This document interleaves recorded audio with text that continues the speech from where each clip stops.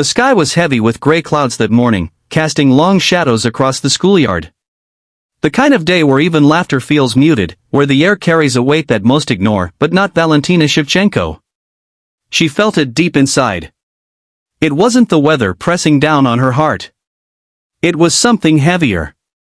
Something that had followed her for months. Valentina sat alone on the wooden bench near the basketball court, her backpack clutched tight to her chest, her eyes fixed on the cracks in the pavement. Children ran past her, chasing after each other with shrieks of joy, their sneakers squeaking against the wet ground. To them, the day was ordinary. But for Valentina, ordinary no longer existed. Every step she took on campus came with the dread of what was waiting for her. You see, Valentina wasn't weak. She wasn't fragile. She wasn't the shy girl everyone thought she was. In truth, she was stronger than even she realized. At home, her life was disciplined, structured, filled with early mornings of martial arts practice before dawn. Her mother had raised her on principles of respect, patience, and resilience. The greatest battles, her mother always told her, are the ones fought inside, between your anger and your peace. But at school, none of that seemed to matter. All they saw was a girl who kept to herself. A girl who rarely spoke.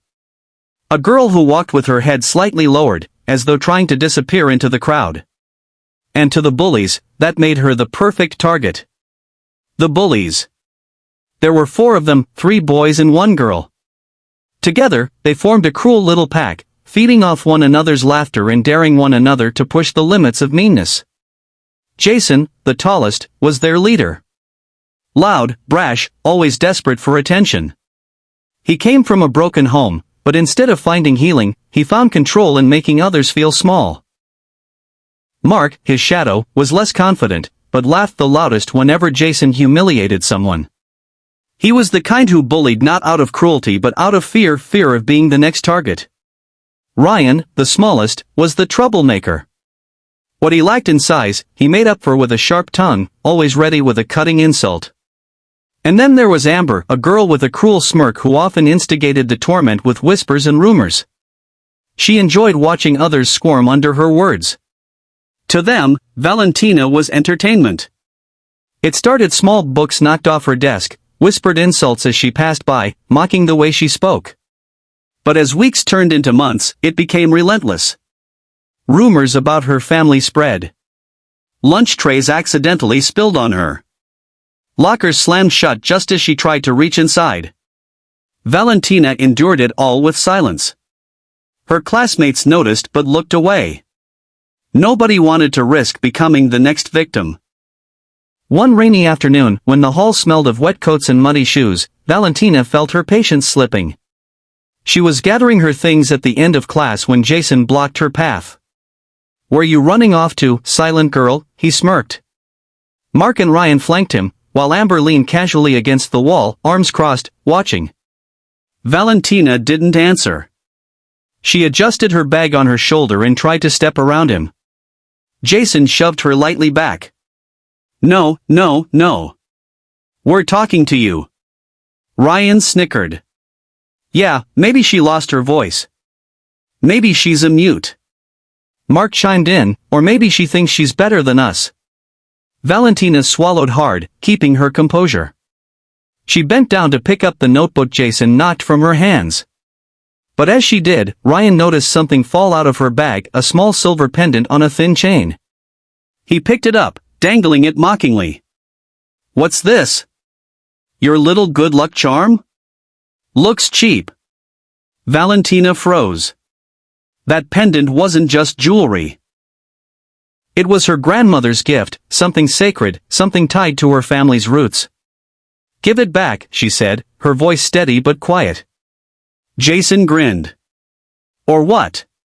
And with a cruel laugh, he dropped it on the floor and pressed his shoe against it. Something inside Valentina shifted. For months she had endured, staying silent, choosing peace. But this was different. This wasn't just about her. This was about respect, about dignity, about everything she had been taught. Her body straightened. Her eyes, usually soft and distant, locked with Jason's. For the first time, her voice cut through the hallway like steel. Pick it up. The unleashing. The bullies laughed. They thought it was still a game. Jason reached down to crush the pendant under his foot.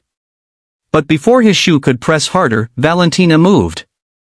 Years of training surged through her body, not with anger, but with precision. In a blink, she sidestepped Jason's attempt to block her and grabbed his wrist, twisting it with just enough pressure to make him yelp. His knee buckled, and he dropped to the floor. Mark lunged forward, but Valentina's stance shifted. Calm, controlled, unshakable. She redirected his momentum, guiding him into the wall with a thud that knocked the air out of him. Ryan tried to charge from behind, but Valentina spun, her foot sweeping just close enough to trip him, sending him sprawling onto the floor. Amber froze, her smirk gone. She tried to shove Valentina, but her shove met a wall of discipline.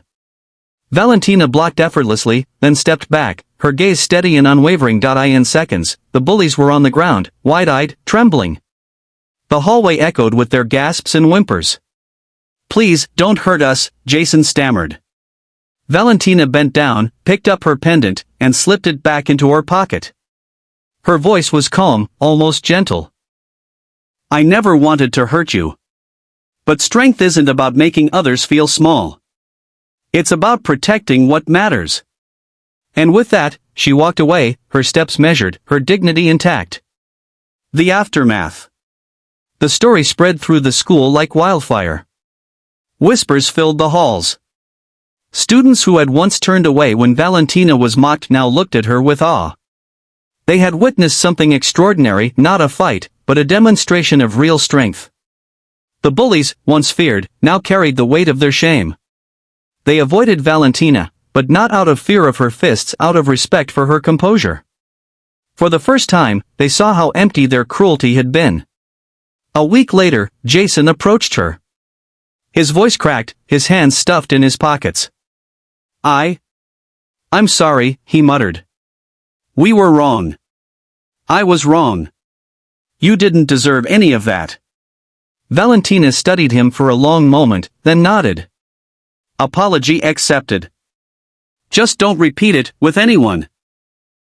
From that day forward, the bullying stopped. The message. Valentina never bragged. She never retold the story for glory. She continued her life with quiet strength. But those who saw what happened never forgot. She had shown them that silence doesn't mean weakness. That kindness isn't cowardice. That when paired with discipline, patience is the greatest power of all. And her story became a quiet legend, a reminder that the strongest people are often the ones who fight not to hurt, but to protect. Closing call to action. Friends, if Valentina's story inspired you, let me know your thoughts in the comments. Have you ever been underestimated because you stayed silent?